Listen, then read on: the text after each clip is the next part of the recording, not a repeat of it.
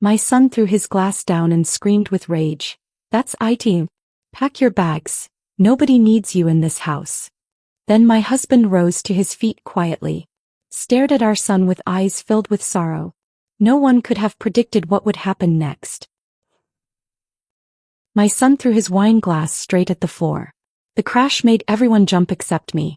I had been waiting 3 years for him to lose control like this, and now, watching the red wine spread across my dining room rug, all I felt was cold satisfaction. That's it, Mom. Pack your bags. Nobody needs you in this house. His voice was so loud it hurt my ears. 12 people sat frozen around our anniversary dinner table, forks halfway to their mouths, staring at my son like they were seeing him for the first time. In a way they were. I had known who he really was for 3 years now. They were just finding out tonight. I kept my hands folded in my lap and looked up at him without blinking. I did not cry. I did not argue. I just watched him the way you watch a stranger having a meltdown in a grocery store, with detached interest and a little bit of pity. That seemed to make him even angrier. My husband's grip tightened on his fork so hard I thought it might snap. Across the table, my daughter-in-law was staring down at her plate, her face burning red with shame. My sister squeezed my knee under the table twice. Our signal. I nodded once, barely moving my head. Yes, tonight. We do this tonight. My son was pacing now behind his chair, his suit jacket wrinkled, his tie hanging loose. He looked like exactly what he was. A man who had been drinking since 4 in the afternoon and showed up an hour late to his own parents' anniversary dinner. The expensive watch on his wrist caught the light. I knew exactly where the money came from to buy that watch. He had stolen it from us. Sit down, I said quietly. You're making a scene. He laughed, but it sounded wrong. Too sharp. Too defensive. I'm making a scene? You've been questioning every single thing I do at the company for months. Showing up at the office when you're not supposed to be there. Asking about accounts that have nothing to do with you. Acting like you know anything about running a business. I let him talk. I had learned something important over these past 3 years. Guilty people always say too much when they're cornered. They can't help themselves. Our friend Robert shifted in his seat, uncomfortable. His wife leaned over and whispered something urgent to him. Everyone could see something was very wrong here, but they did not understand what yet. My son kept going, getting louder. You spend all this money on fancy restaurants and expensive dinners when the company is struggling. Do you even think about that? Do you care? Before we continue, if you are enjoying this story, please take a moment to like and subscribe. I share new emotional stories every day, and I would love to know where you are listening from. Leave me a comment below and tell me your city or country. The company was only struggling because he had been stealing from it, but I did not say that. Not yet. Instead, I picked up my water glass and took a slow sip before setting it down carefully. Actually, I wanted to talk to you about the company. I was reviewing the discretionary accounts last week and noticed some interesting things. His face changed. Just for a second, maybe half a second, pure fear flashed across his features before he covered it up with anger. But I saw it. I had been watching for it. Interesting things? He tried to laugh it off. Mom, you wouldn't recognize an accounting irregularity if it walked up and introduced itself. Those accounts are complicated. They involve consulting fees and equipment purchases that someone who actually understands business would need to interpret. Consulting fees, I repeated, keeping my voice light and conversational, like we were discussing the weather. Yes, I saw quite a few of those. Payments to companies I had never heard of before. I tried looking them up online, but I couldn't find any websites or business registrations for them. Isn't that strange? The color drained from his face. The whole room seemed to hold its breath. Then he recovered and forced out another laugh that sounded like something breaking. This is insane. I don't have to explain basic business operations to someone who's never worked a real job in her entire life. That was when he grabbed his wine glass and slammed it down so hard it exploded in his hand.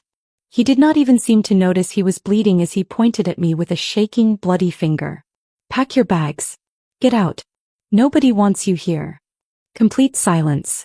Even the kitchen noise from the restaurant seemed to stop. I watched a drop of his blood hit the white tablecloth and spread into a dark stain. My heartbeat was steady. Slow. I had imagined this exact moment so many times, lying awake at night next to my sleeping husband, that it almost felt like I was watching it happen to someone else. My husband stood up. Not fast, not dramatic.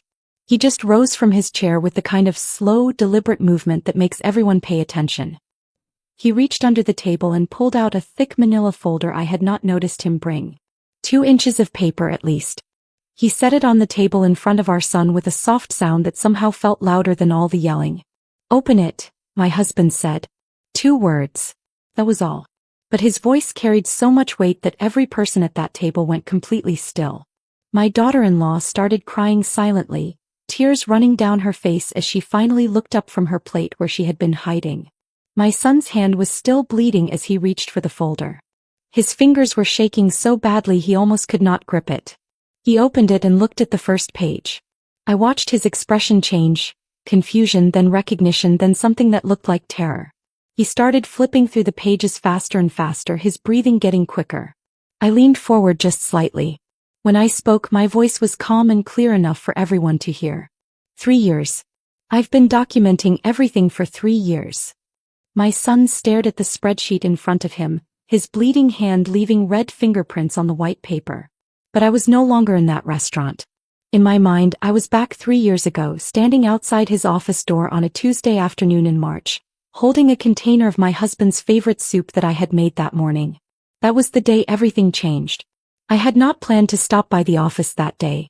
My husband mentioned he was coming down with a cold, so I decided to bring him lunch as a surprise. The receptionist told me he was in a meeting, so I thought I would drop the soup on his desk and leave a note. On my way to his office, I passed our son's door. It was slightly open and I heard his voice. He was supposed to be in Philadelphia meeting with a client. That is what he had told us at Sunday dinner 2 days earlier. I stopped walking. I should not have listened, but something in his tone made me pause. He sounded stressed in a way I had never heard before. "You need to cover this by Friday," another man's voice said through the phone speaker.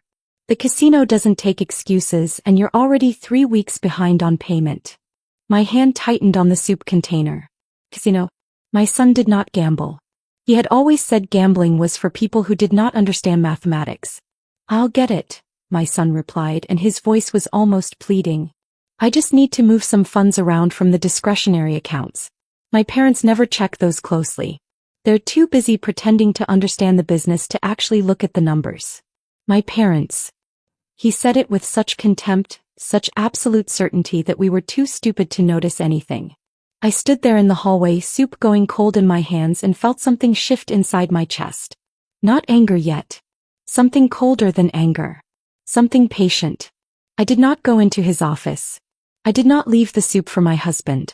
I walked back to my car, drove home, and sat at my kitchen table for 2 hours staring at nothing. Then I opened my laptop and typed into the search bar, "How to detect embezzlement."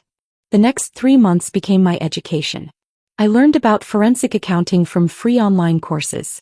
I watched YouTube videos about tracking fraudulent transactions. I read articles about patterns of workplace theft and how gambling addiction fuels financial crimes.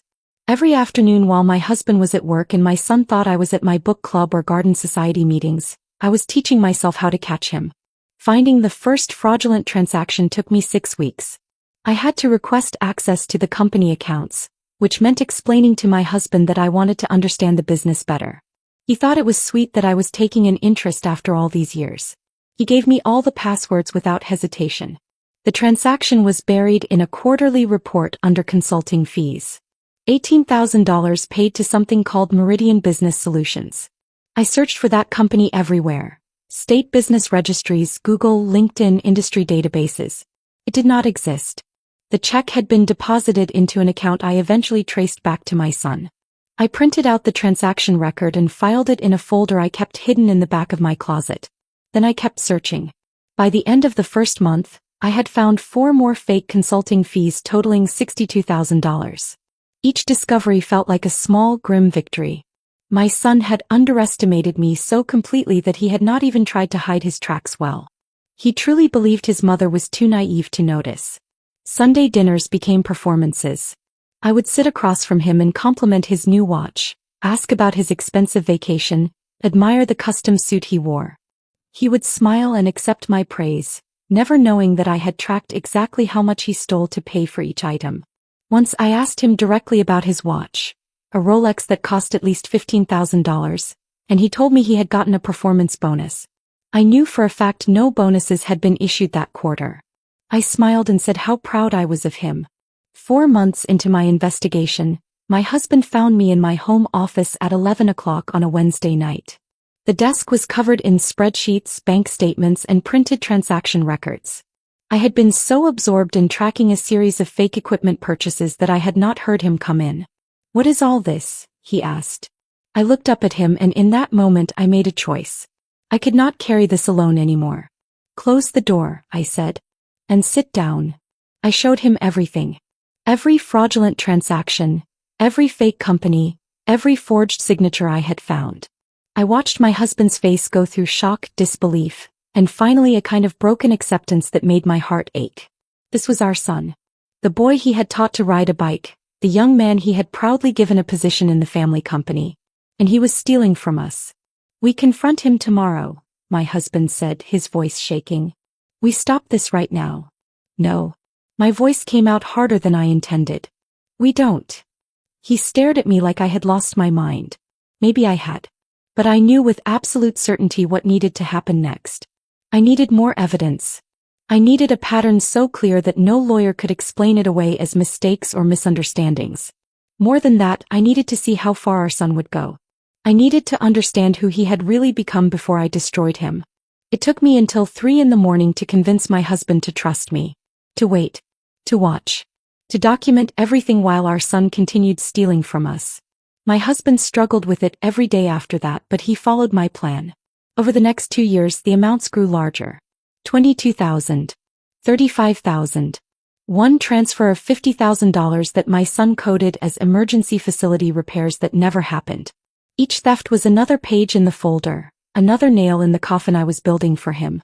Each stolen dollar became another piece of evidence, another line in the spreadsheets I updated every week. But 6 months ago something happened that I had not planned for.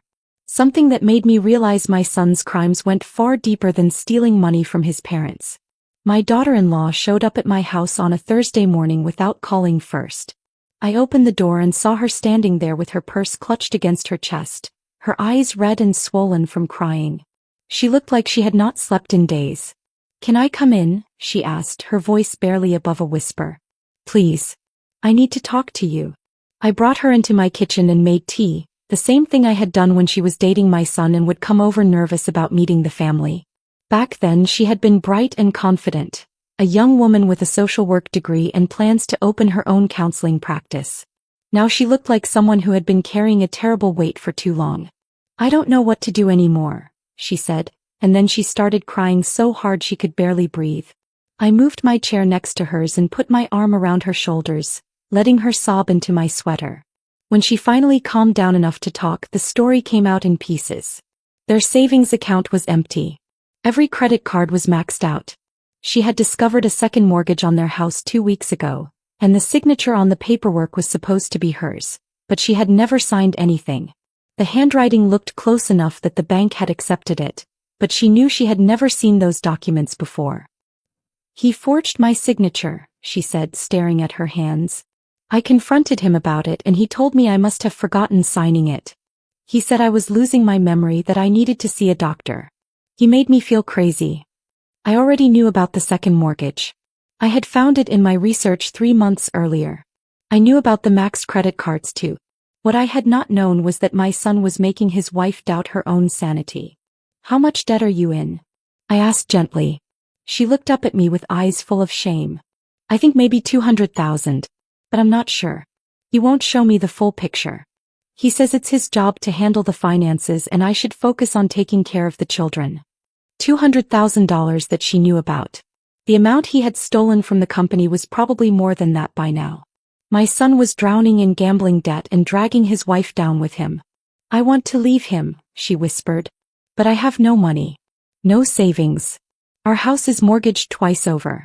And if I try to divorce him, he'll fight me for custody of the kids. He's already said that if I ever try to leave, he'll make sure I never see them again. He said no judge would give custody to a woman with no income and no place to live." I looked at this young woman who had married my son 8 years ago, who had given me 2 beautiful grandchildren, who had slowly been isolated and controlled and threatened into silence. And I made a decision that would change both of our lives. I need to show you something, I said. I went to my closet and pulled out the folder I had been keeping for almost 3 years. It was thick now, bursting with documents and printouts and bank statements. I brought it back to the kitchen and set it on the table between us. What is this? She asked. This is evidence that your husband has been stealing from the family business for 3 years. Embezzlement. Fraud. Forged signatures on company documents. I opened the folder and showed her the first spreadsheet. This is $204,000 he has stolen from us so far. I have been documenting everything. Her face went completely white. She stared at the papers like she could not process what she was seeing. Then she looked up at me with an expression I could not quite read. You knew. Her voice was strange, flat. You've known for 3 years that he was stealing and you didn't stop him? I was building a case, I said calmly. I needed enough evidence that no lawyer could explain it away. I needed a pattern that would result in real consequences. She was quiet for a long moment, her fingers touching the edge of the spreadsheet. What kind of consequences? Prison, I said. Federal charges for embezzlement over a certain amount carry serious time. And if he forged your signature on that mortgage, that's bank fraud. That's another federal charge. I watched her process this information. Shock gave way to something else. Something harder. Something that looked almost like hope. Can you help me? She asked. Can you help me get my kids away from him safely? I reached across the table and took her hand. I already have a plan, I said. And you're part of it now. Over the next 6 months, my daughter-in-law and I became partners in a mission neither of us had asked for. I connected her with Margaret Chin, one of the best divorce attorneys in the state, and paid for the consultations with money from an account my son did not know I had. We met in coffee shops on the other side of town, places where no one from our neighborhood would recognize us. Margaret was in her 50s, sharp and efficient, and she understood immediately what we were dealing with. Financial abuse, forged documents, threats regarding custody, she said, making notes. We can build a strong case, but timing is everything. When do you want to file? The same day we file the divorce papers, I told Margaret, watching my daughter-in-law's face as she absorbed the timeline. Everything happens at once. Now, sitting at this anniversary dinner table watching my son flip through that folder with trembling hands, I could see that moment arriving exactly as I had planned it. His face had gone from pale to gray, and his bleeding hand left smudges of red across the white pages. Each document he touched was another piece of the trap closing around him. The first page was a master spreadsheet listing every fraudulent transaction over 3 years. Dates, amounts, account numbers, the fake company names he had invented. Meridian Business Solutions. Summit Equipment Consulting. Apex Facility Services. None of them real. All of them ways to funnel our money into his gambling debts. $18,000 here. $22,000 there. $50,000 in one desperate transfer last month when he must have been in serious trouble with whoever held his debts. My son looked up from the folder with wild eyes. Dad, I can explain this. There are legitimate reasons for all of these. Keep reading, my husband said quietly. His voice was steady, but I could hear the pain underneath it. This was killing him in a different way than it was killing me. I had spent 3 years preparing for this moment.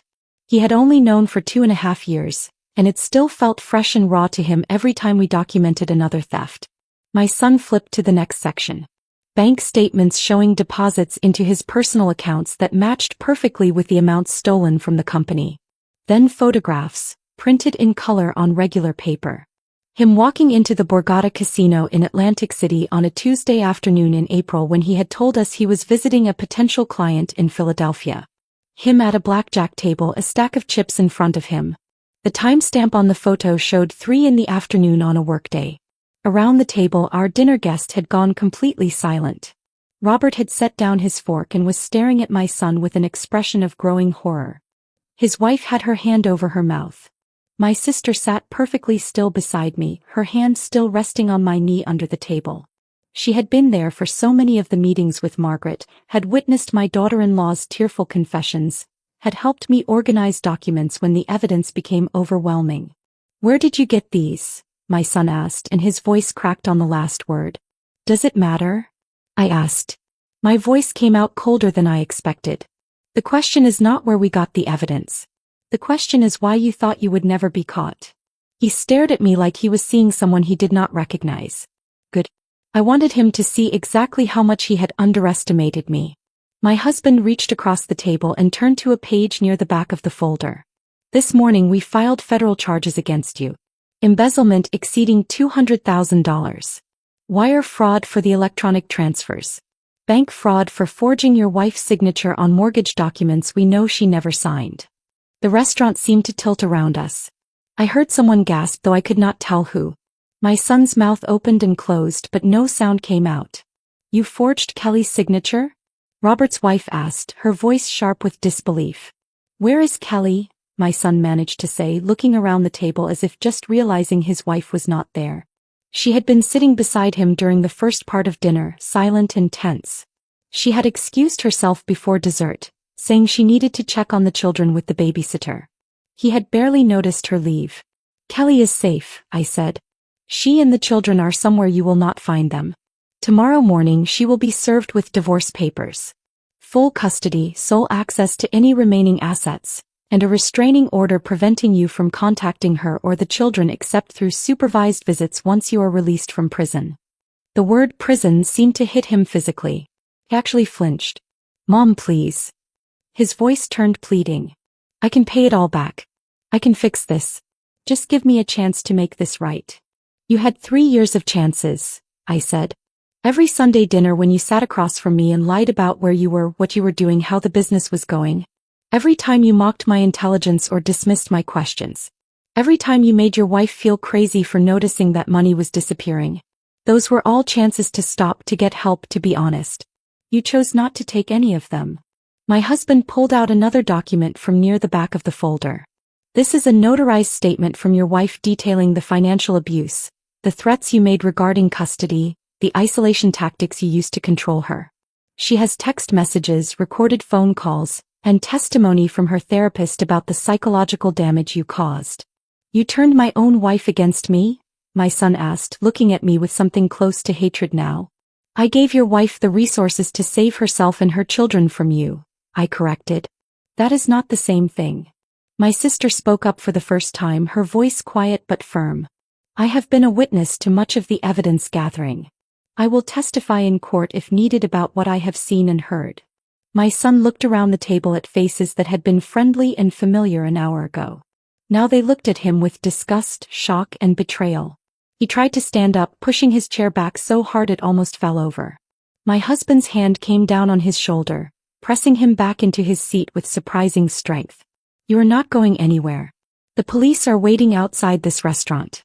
You are going exactly where you should have gone 3 years ago, to face the consequences of your choices. My husband's hand remained firmly on our son's shoulder, holding him in place as if he might try to run. For a long moment nobody moved. Then the restaurant door opened and 2 police officers walked toward our table with the calm, measured steps of people who had done this many times before. My son saw them coming. His eyes went wide and I watched all the color drain from his face until he looked almost gray in the candlelight. He tried to stand again, but my husband's grip tightened. The officers reached our table and stood on either side of my son's chair. One of them was older, maybe in his 50s, with graying hair and tired eyes. The other was younger, a woman with her hair pulled back in a tight bun.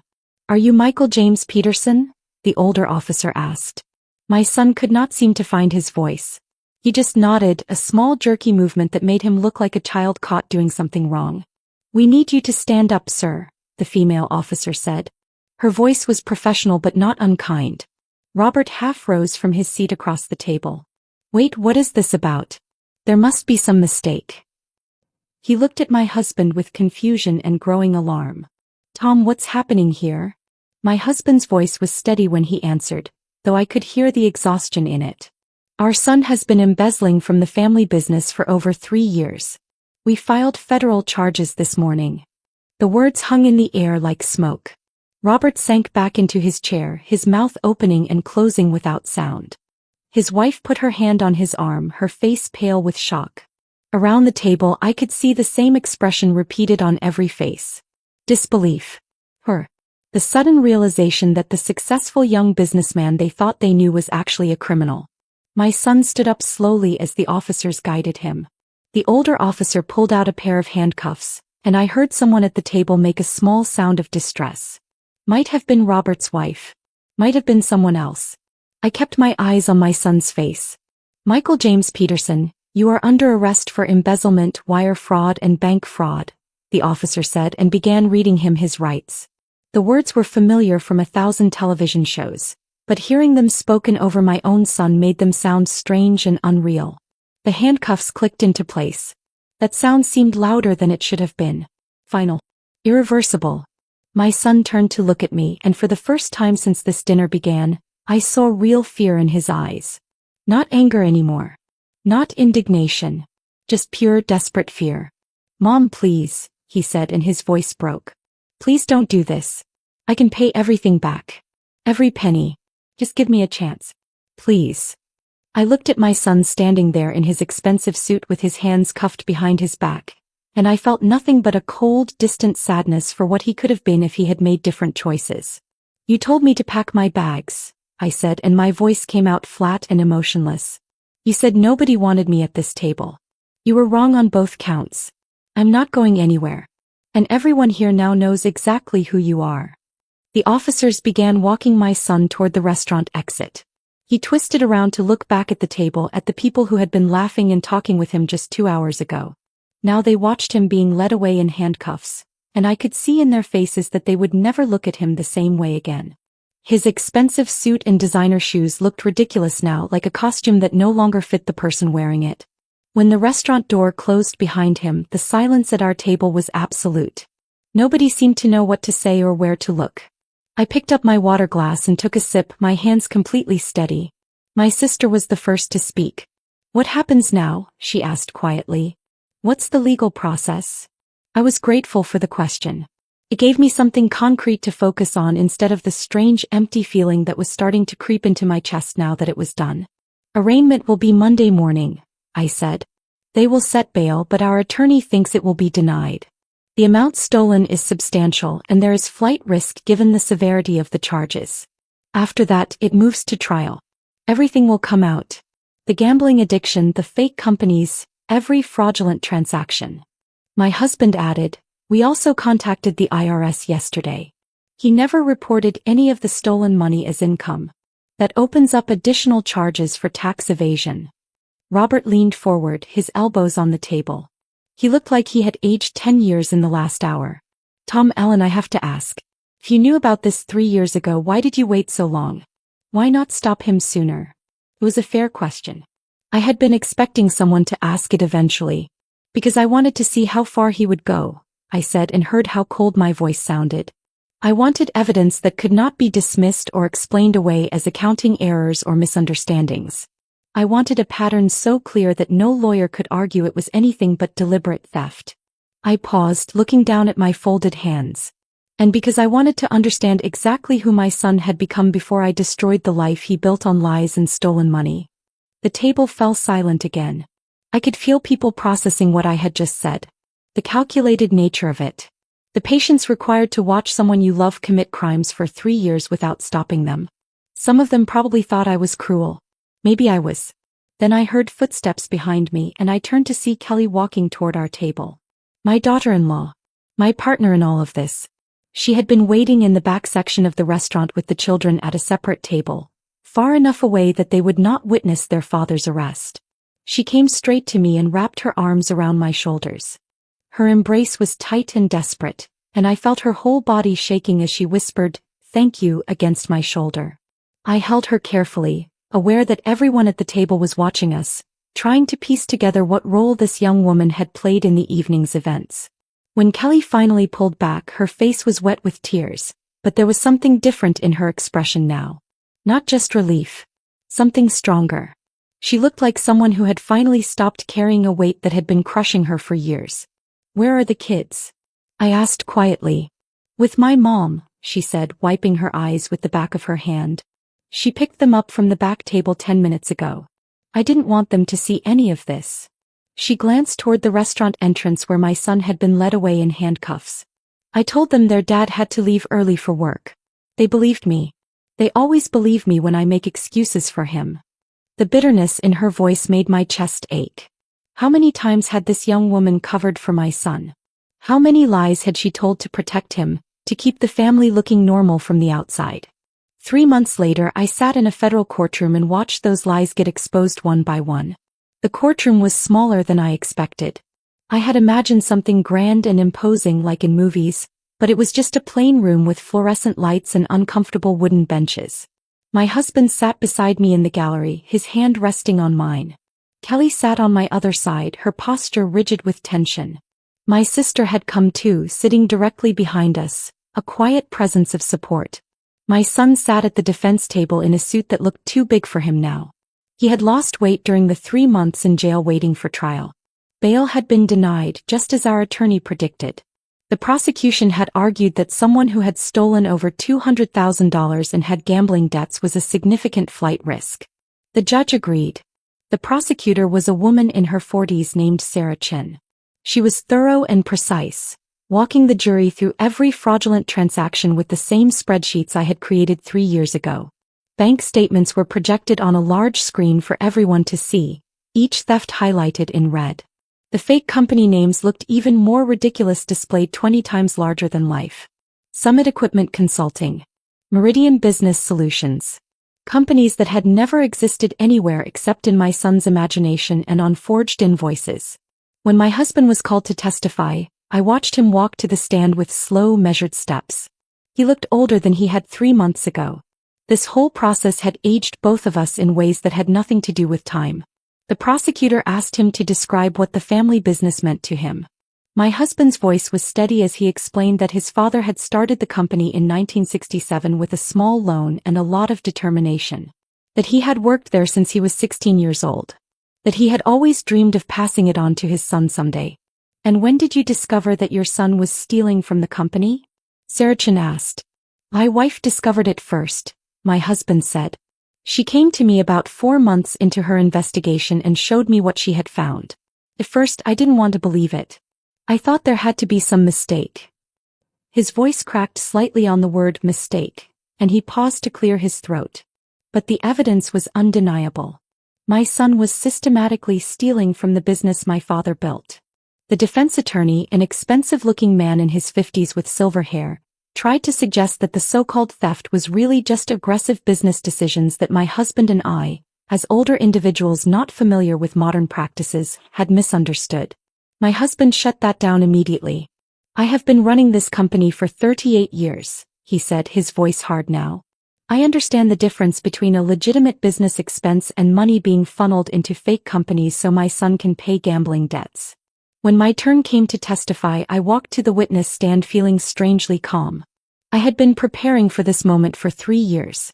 I placed my hand on the Bible and swore to tell the truth, and then I sat down and looked directly at the jury. Sarah Chin asked me to describe how I first discovered my son was stealing. I told them about the Tuesday afternoon I brought soup to my husband's office, about overhearing the phone call, about the contempt in my son's voice when he said his parents never checked the accounts closely. "What did you do after you overheard that conversation?" she asked. "I went home and started researching forensic accounting," I said. "I taught myself how to track financial irregularities. Then I began documenting every fraudulent transaction I could find." "Why didn't you confront your son immediately?" I looked at my son sitting at the defense table. He was staring at his hands, refusing to meet my eyes. Because I wanted to see how far he would go. I wanted evidence that could not be explained away or dismissed. And I wanted to understand who he had truly become. The courtroom was completely silent. I could feel the jury members leaning forward, riveted. The defense attorney tried to paint me as vindictive during cross-examination. He suggested that a real mother would have tried to help her son instead of building a case against him. "I did help my son," I said, and my voice came out stronger than I expected.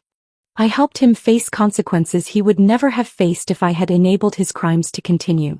I helped my grandchildren escape growing up with a father who would have taught them that theft and lies are acceptable.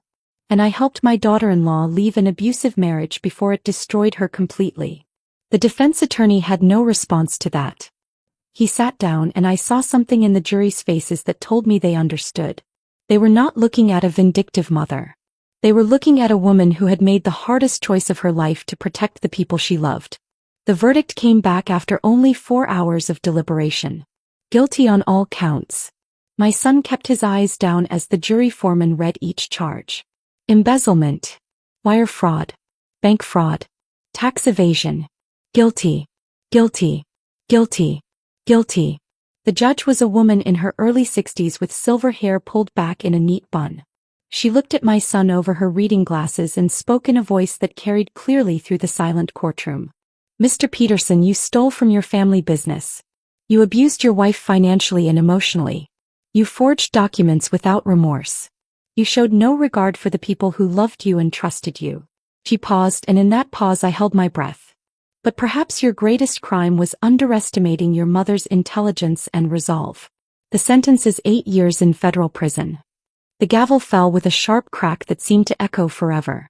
I felt my husband's hand tighten around mine. Kelly let out a sob beside me that might have been relief or grief or both. My sister touched my shoulder from behind. And I felt something I had not felt in 3 years. Not satisfaction exactly. Not happiness. But closure. The kind of closure that comes when you finish something difficult and necessary and irreversible. 6 months after the trial, I stood in my garden on a warm Sunday afternoon in late September and watched my grandchildren play in the yard. The older one, Matthew, was 8 now. He was pushing his little sister Emma on the swing set my husband had installed last month. Their laughter carried across the lawn, clear and untroubled in a way it had not been when their father lived with them. Kelly sat beside me on the patio sipping coffee and showing me sketches on her tablet. She was starting a small counseling practice specializing in financial abuse recovery. I was helping her with the startup costs, money that came from accounts my son had never known existed. I got the lease approved for the office space on Market Street, she said, and there was excitement in her voice that I had not heard in years. Small but perfect for starting out. 2 consultation rooms and a waiting area. When do you open? I asked. January if everything goes according to plan. I already have 6 clients lined up through referrals from the women's shelter. She looked down at her tablet, then back at me. I changed my name legally last week. Back to Kelly Morrison. The kids are keeping Peterson for now, but when they're older they can decide if they want to change it. The divorce had been finalized 3 months ago. Full custody to Kelly with supervised visits only after my son's release from prison in 8 years. The house had been sold to pay off the fraudulent second mortgage and the gambling debts. Kelly and the children now lived in a smaller place closer to my house. Closer to safety and support and the family that actually wanted to protect them. The family business was thriving in ways it had not in years. My husband had promoted 3 longtime employees who had been overlooked when our son held his vice president position. The company culture had improved almost immediately. People smiled more. Meetings were productive instead of tense. And profits were actually higher without the constant drain of embezzled funds disappearing into casino cages. I had taken a more active role myself. My 3 years of studying forensic accounting had translated into a permanent position as financial oversight officer. I reviewed every account, every transaction, every vendor relationship. No one would steal from this company again. Not on my watch. Mom, watch this. Matthew called from the swing set. He was showing Emma how to pump her legs to go higher.